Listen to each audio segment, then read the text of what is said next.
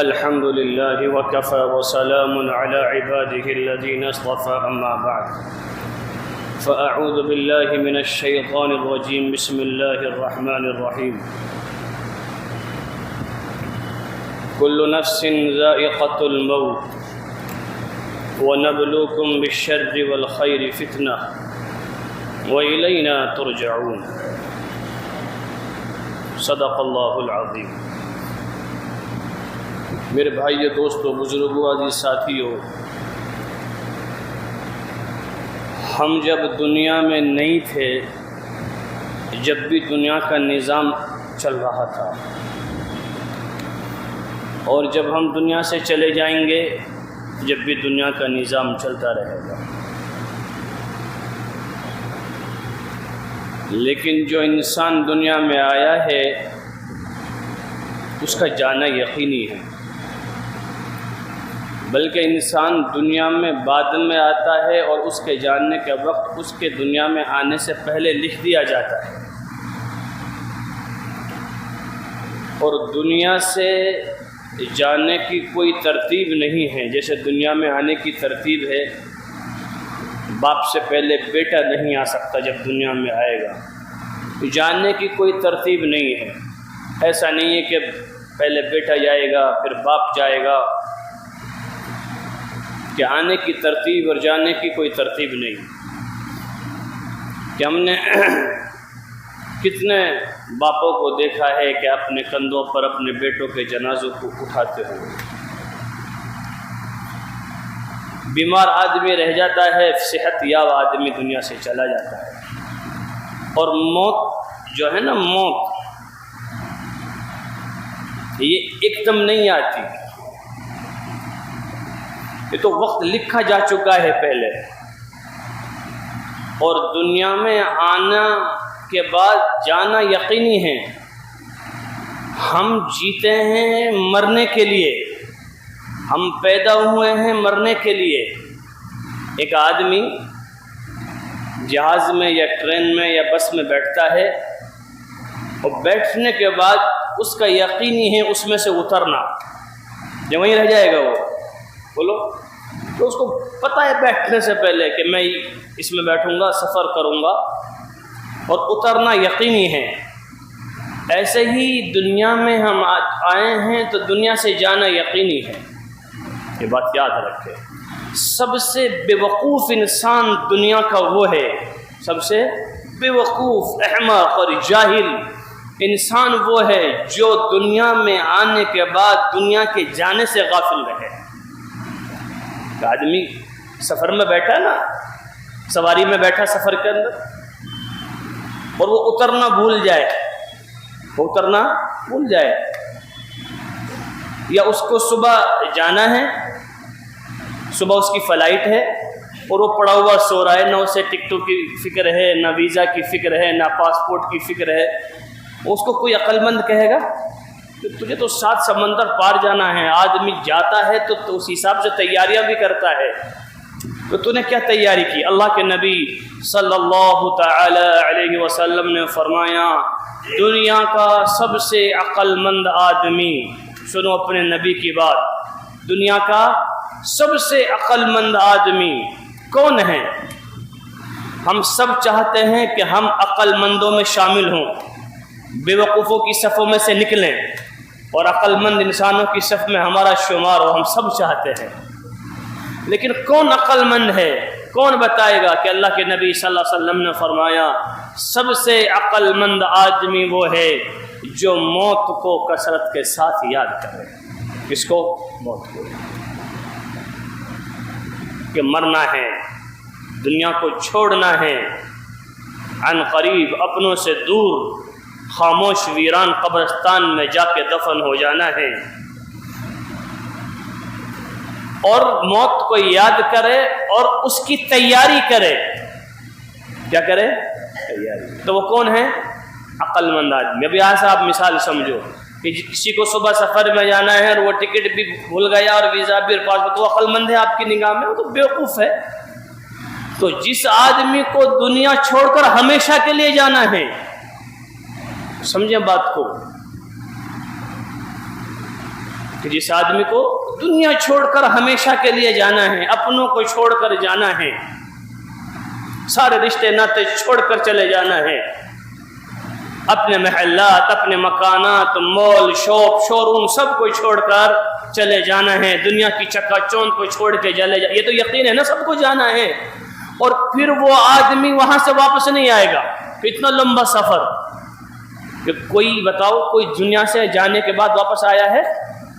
نہیں آتا وہاں سے کوئی، ہزاروں سال ہو گئے لوگوں کو، کوئی واپس نہیں آیا۔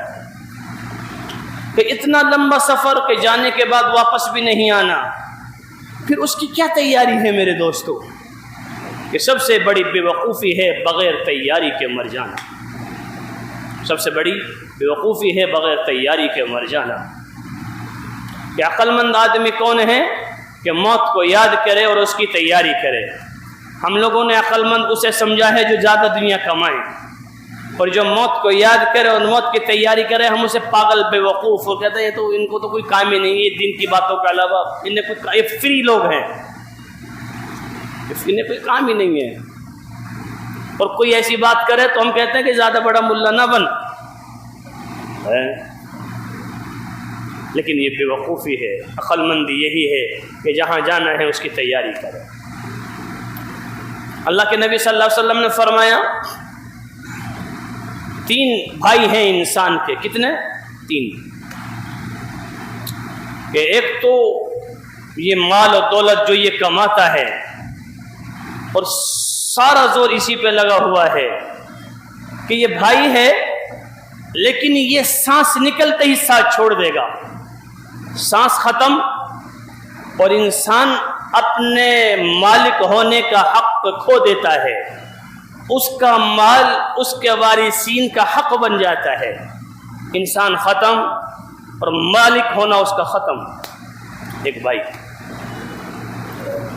دوسرے اس کے رشتے ناتے، اس کے عزیز و اقارب، اس کے بیوی بچے بھائی یار احباب سب، کہ یہ کون، یہ کہاں تک ساتھ دیں گے کہ آپ مر جاؤ گے، مرنے کے بعد آپ کو نہلا دولا کر اور اپنے کاندھوں پہ اٹھا کر قبرستان چھوڑ آئیں گے اور 3 اندھے مٹی کے ڈال دیں گے اور یہ بھی یہاں بھی چھوڑ دیں گے، جب اس سے آگے ان کا کوئی ساتھ نہیں دے گا۔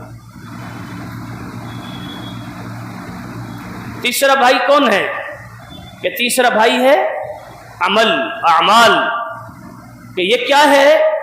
کہ یہ وہ ساتھی ہے جو مرنے کے بعد قبر میں جائے گا، کہ جیسے تو نے عمل کیے ہیں تیری قبر میں ایسا ہی معاملہ ہوگا، کہ یہ آخر تک جائے گا۔ میرے عزیز بھائیو دوستو بزرگوں، ہمارا سارا زور پہلے 2 بھائیوں پر لگ رہا ہے کہ دنیا کیسے کما لی جائے، دنیا کے اندر کیسے ترقی کر لی جاوے، میں کیسے بڑا آدمی بن جاؤں، میں کیسا امیر بن جاؤں، میں کیسے 10 لوگوں کے اندر ذرا عزت کے ساتھ اور مال و دولت کو چمکانے والا بن جاؤں، اس پہ زور لگ رہا ہے۔ اور اس مال و دولت کے حاصل کرنے کے لیے مجھے جو قیمت چکانی پڑتی ہے میں چکاتا ہوں، اس کے لیے مجھے نمازیں چھوڑنی پڑے، اس کے لیے رشتے ناطے توڑنے پڑے، اس کے لیے جھوٹ بولنا پڑے، اس کے لیے بیاج سود لینا پڑے، اس کے لیے حرام کمانا پڑے، اس کے لیے دوسروں کا حق دبانا پڑے، اس کے لیے اللہ کو ناراض کرنا پڑے، کہ کوئی مسئلہ نہیں ہے کہ مجھے جب دیکھو ایک اور بات یاد آئی، اللہ کے نبی صلی اللہ علیہ وسلم نے فرمایا ساری برائیوں کی جڑ کیا ہے؟ کہ اسی دل کے اندر دنیا کی محبت کا اتر جانا، یہ ساری برائیوں کی جڑ ہے۔ کہ جب اس دل کے اندر دنیا کی محبت اترے گی پھر انسان دنیا کمانے کے لیے حرام اور حلال کی تمیز کھو دے گا، پھر وہ اللہ رسول کو بھولے گا، پھر وہ موت کو بھولے گا، کہ دن اور رات صبح و شام ہر وقت اس کے دنیا کا ہی طواف کرتا رہے گا، جبکہ اسے پتا ہے کہ اس کو چھوڑنا ہے۔ اور دوسرا زور جو ہمارا لگ رہا ہے کہ رشتے ناطے، خاندان میں بڑا، میری ناک، میرا عہدہ، کرسی، میرا وقار، کہ ان دونوں پر ہمارا سب کچھ لگ رہا ہے۔ اور تیسرا جو بھائی اعمال ہے ان پر کوئی وقت نہیں لگ رہا، کوئی قربانی، جبکہ وہ ساتھ جائیں گے۔ سمجھو بات کو کہ ہم کہاں زندگی گزار رہے ہیں۔ پھر ہمارا اعمالوں پر دل نہیں لگتا، اس لیے پھر موت کا خوف ہمارے دلوں میں ہے۔ ہم موت کو یاد نہیں کرتے لیکن موت سے بہت ڈرتے ہیں۔ اتنا ڈرتے ہیں اگر کوئی معتبر ڈاکٹر یوں کہہ دے کہ اس کو فلاں بیماری ہے اور اس کے پاس زیادہ سے زیادہ 1 مہینہ ہے، 1 مہینے سے پہلے بیچارہ ایسا ہو جائے گا جیسے مر گیا. کہ موت کا ڈر، یہ کیوں ہے موت کا خوف اور موت کا ڈر؟ چونکہ اعمال نہیں ہے، وہاں کی تیاری نہیں ہے. کہ جو آپ مسافر ٹرین کے اندر بغیر ٹکٹ کے بیٹھے گا تو اس کو ڈر لگے گا کہ کہیں کوئی پکڑ نہ لے، مجھے چیکنگ نہ ہو جائے. تو اعمال کا ذخیرہ نہیں ہے تو موت کا خوف اللہ تبارک و تعالی نے دل میں اتار دیا. حضرت حسین رضی اللہ تعالی عنہ کو کہا کربلا کے میدان میں کہ حسین تمہیں ہم مار دیں گے اور سولی پہ چڑھا دیں گے اور تمہارے ٹکڑے ٹکڑے کر دیں گے. تو امام حسین مسکرائے اور یوں کہا اب الموت تخوفنی، تم مجھے موت سے ڈراتے ہو. مسکرائے، تم مجھے موت سے ڈراتے ہو. موت تو میرے رب کی ملاقات کا نام ہے. ایمان والے کے لیے اور اعمال صالحہ کرنے والے کے لیے موت سے بڑا کوئی پیغام نہیں ہے، موت سے بڑی کوئی سوغات نہیں ہے، موت سے بڑا کوئی تحفہ نہیں ہے. کیوں؟ کیونکہ موت اللہ سے ملاقات کا نام ہے. جب اس دل میں اللہ کی محبت اور رسول کی محبت اترتی ہے پھر اللہ سے ملنے کو جی چاہتا ہے. جب نیک آدمی کی روح نکالتے ہیں نا فرشتے تو وہ کہتا ہے اسی وقت میں وہ قریب جب نیک ہوتا ہے کہتا جلدی کرو، جلدی جلدی کرو، جلدی، اور اس دنیا کے قید خانے سے مجھے آزاد کرو، جلدی کرو. وہ کہتا ہے فرشتوں سے جلدی کرو اور دنیا کے قید خانوں سے مجھے آزاد کرو اور مجھے میرے حقیقی رب سے جلدی سے میری ملاقات کرو. اور جو نیک گنہگار ہوتا ہے جس کے پاس کوئی عمل نہیں ہوتا اور موت کی کوئی تیاری نہیں ہے، وہ فرشتوں سے کہتا ہے کہاں لے جا رہے ہو؟ کہاں لے جا رہے ہو؟ نہیں، میری زندگی یہاں لگ گئی، میرے رشتے ناطے یہاں رہ گئے، میرے ساری ترتیب، مجھے کہاں لے کے جا رہے ہو؟ کہ نہیں تجھے ہم نہیں، مجھے یہیں چھوڑ دو، مجھے اس کا جی نہیں کرتا مرنے کو. سمجھ میں آ رہی ہے بات؟ تو اعمالوں کا شوق پیدا ہو. اللہ کے نبی صلی اللہ تعالی علیہ وسلم نے صحابہ کرام رضی اللہ عنہم اجمعین کو اعمال کا شوق پیدا کیا تھا ان کی زندگیوں میں. کیوں؟ کہ موت کی تیاری ہے اعمالوں کا شوق، موت کی تیاری ہے اعمالوں کا شوق. صحابہ کرام رضی اللہ عنہم اجمعین کی سیرت اٹھا کے دیکھو. حضرت ابوبکر صدیق رضی اللہ تعالی عنہ وہ ہستی ہیں کہ میرے نبی نے یہ فرمایا کہ ہر آدمی کا احسان کا بدلہ میں دے چکا ہوں، لیکن ابوبکر کا احسان کا بدلہ کون دے گا؟ کہ اللہ دے گا. اور ابوبکر رضی اللہ تعالی عنہ واحد ہستی ہیں جن کا حال اللہ پوچھواتا ہے اور سارا مال اور ساری زندگی دین پر وقف کر دی، لیکن پھر بھی. اور حضرت عمر رضی اللہ تعالی عنہ کون ہے کہ کیا فرمایا میرے نبی نے کہ میرے بعد کوئی نبی ہوتا تو کون ہوتا؟ بولو کہ عمر ہوتا. عمر جس راہ سے گزر جائے شیطان گزر نہیں سکتا. اور پھر بھی دونوں میں کیا حرص ہے اور کیا ہوڑ لگی ہوئی ہے. حضرت عمر رضی اللہ تعالیٰ عنہ فرماتے ہیں کہ پوری زندگی گزر گئی مجھے ابو بکر سے آگے بڑھنے کے شوق میں کہ میں اعمال میں ابو بکر سے آگے بڑھ جاؤں. سنا نا واقعہ؟ حضرت عمر جیسے کیا ضرورت ہے بھائی؟ جیتے جی جنت کی بشارتیں ہیں، جیتے جی اللہ کے نبی کے سسر بھی ہیں. اور کیا مقام ہے کہ عمر کے ایمان لانے پر آسمان کے فرشتے بھی جشن منا رہے ہیں. پوری زندگی کی میری کوشش رہی ہے کہ میں ابو بکر سے آگے بڑھ جاؤں، لیکن کبھی میں ابو بکر سے آگے نہیں بڑھا. پھر آخر میں کیا کہا اس موقع پر کہ ابو بکر میں تجھ سے آگے کبھی بھی نہیں بڑھ سکتا. تو یہ اعمالوں کے شوق ہوں گے جب ہم موت کو میرے بھائیوں کثرت سے یاد کریں گے. موت ایک پیغام ہے، موت ایک مقرر ہے، موت ایک نصیحت ہے، موت ایک واعظ ہے. ہم ہزاروں جنازوں کو کندھوں پہ اٹھا کر قبرستان لے کے جاتے ہیں اور ہزاروں جنازوں کو مٹی دے دی ہوگی، کبھی ہمیں احساس بھی نہیں ہوتا کہ ہم جس انداز سے اس کو لے کر آ رہے ہیں ایک وقت ہمیں یہیں آنا ہے. جس دکان سے شادی کے جوڑے خریدے جا رہے ہیں اسی دکان سے کفن بھی خریدا جا رہا ہے. اسی لیے تو ہے جگہ جی لگانے کی دنیا نہیں ہے، یہ عبرت کی جا ہے تماشا نہیں ہے۔ ہوئے بے نشان نامور کیسے کیسے، مٹے نامیوں کے نشان کیسے کیسے، ہوئے بے نشان نامور کیسے کیسے، ملے خاک میں اہل شاں کیسے کیسے، جگہ جی لگانے کی دنیا نہیں ہے، یہ عبرت کی جا ہے تماشا نہیں ہے۔ کہ یہ دنیا محبت کی جگہ نہیں ہے، یہ تماشے کی جگہ نہیں ہے، یہ عبرت کی جگہ ہے۔ کیوں ہے عبرت کی جگہ؟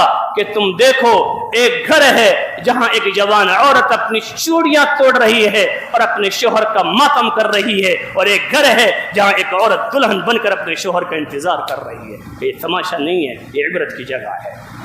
تم دیکھو کہ کہیں دلہا بارات کے ساتھ جا رہا ہے اور کہیں تم دیکھو گے ایک جنازے کے ساتھ چند لوگ جا رہے ہیں، کہ کتاب میں اس کو بھی دلہا کہا ہے کہ کہیں بارات ہے، کہیں جنازے ہیں، کہیں محل بن رہا ہے، کہیں قبر کھد رہی ہے، کہیں شادی کے جوڑے سل رہے ہیں، کہیں کفن پھٹ رہا ہے، کہیں لوگ رو رہے ہیں، کہیں بوڑھا باپ جوان بچے کا جنازہ اپنے کندھوں پر اٹھا کر لے کر جا رہا ہے، اور کہیں بوڑھا باپ اپنے بچے کو دلہا بنا رہا ہے، کہیں شادی کی مجلسیں ہیں، کہیں میت پر رونے کی مجلسیں ہیں، کہیں رونا ہے، کہیں غم ہے، کہیں خوشی ہے۔ اسی لیے میرے بھائیو اللہ تبارک و تعالیٰ نے اس دنیا کو عبرت کی جگہ کہا ہے، ان چیزوں سے عبرت حاصل کرو۔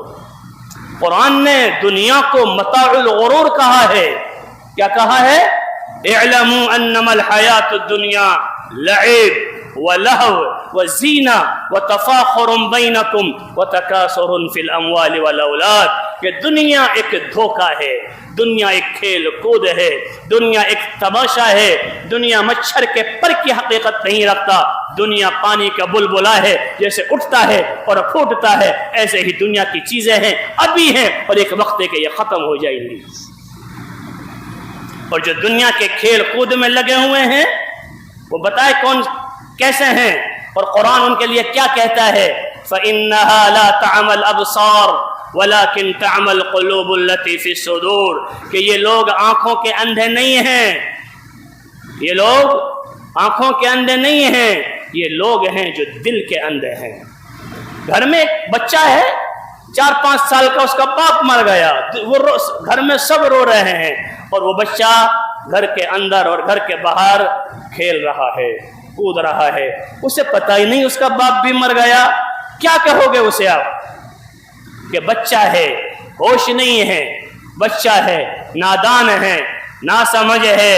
میرے بھائیو، اسی انداز سے جب کوئی انسان دنیا میں اس انداز سے لگتا ہے کہ موت سے غافل رہتا ہے، تو آسمان کے فرشتے بھی اسے یہی کہ یہ بچہ ہے، یہ نادان ہے، دنیا کے کھیل کود میں مدہوش ہے، اسے اپنے انجام کی فکر نہیں ہے، اسے پتہ نہیں ہے اس کا مقصد کیا ہے، اس کی منزل کیا ہے۔ یہ بھول گیا قبر کو، یہ بھول گیا اس قبر کی آواز کو جو روزانہ کہتی ہے، سن ایمان والے، میں تنہائی کا گھر ہوں، سن میں وحشت کا گھر ہوں، میں کیڑے مکوڑوں کا گھر ہوں، میں بہت خطرناک جگہ ہوں، نیک لوگوں کے لیے اچھی ہوں، بری لوگوں کے لیے بری ہوں، ان قریب تو میرے پاس آنے والا ہے، بڑی ایڑیاں رگڑ کر اور مار کر چل رہا ہے، آئے گا تو میرے پاس، تجھے بتاؤں گی میں کون ہوں، کہ تیرے پسلیوں کو یوں ملا دوں گی ایک دوسرے سے۔ اور اسی انداز سے وہ جو نیک مرتا ہے اس کا بھی استقبال کرتی ہے کہ اس کے اندر پھول ہیں، جنت کی ہوائیں ہیں۔ تو میرے عزیزوں، اعمالوں کا شوق اور موت کی یاد آپ کی زندگی کو بنائے گی۔ تو بے وقوف ہے وہ آدمی جو موت کو بھول جائے، اور بے وقوف ہے وہ آدمی جو موت کی تیاری نہ کرے۔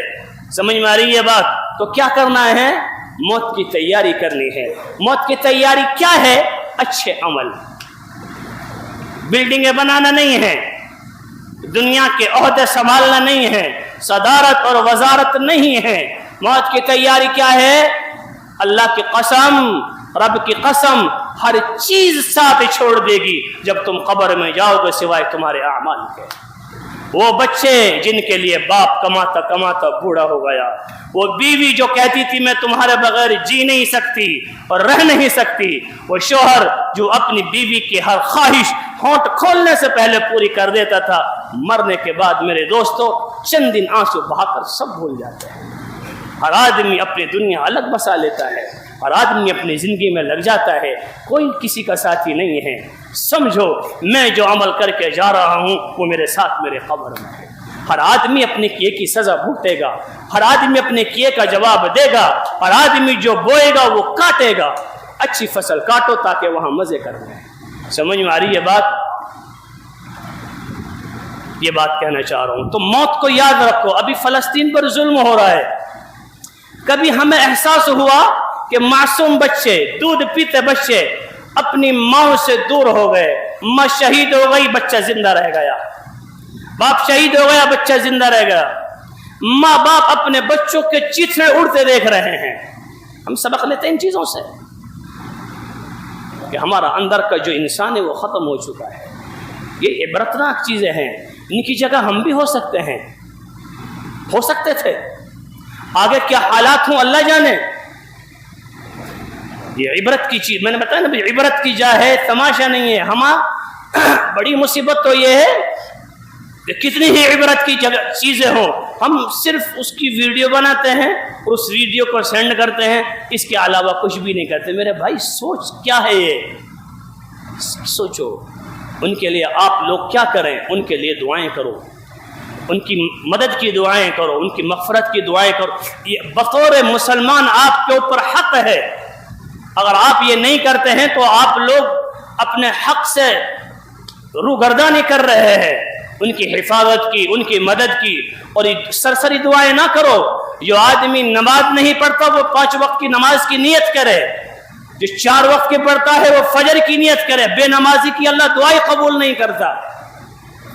خالی نماز پڑھی اور سر سے ایک نہیں، لمبی لمبی دعائیں مانگو۔ دعا مومن کا ہتھیار ہے۔ ظالم طاقتور ہے، دشمن طاقتور ہے۔ ہم اپنے گناہوں کی وجہ سے کمزور ہیں، اللہ کی مدد نہ اترنے کی وجہ سے۔ مدد اترے گی توبہ سے، مدد اترے گی اچھے اعمال سے۔ کیا کرو کہ گناہوں سے توبہ کرو۔ بے نمازی ہیں، نمازی بنو اور اللہ سے مانگو، تہجدوں میں، نوافلوں میں، اور نفل روزے رکھو۔ اللہ روزے دار کی سنتا ہے، اور پھر ان کے لیے دعائیں مانگو، اے اللہ ان کی مدد، ان کی حفاظت، کہ جب سے آنکھ کھولی ہے وہ ایسا جہاد کر رہے ہیں کہ کبھی ہم نے دیکھا نہیں اپنی آنکھوں سے، اور ہم موج میں ہیں۔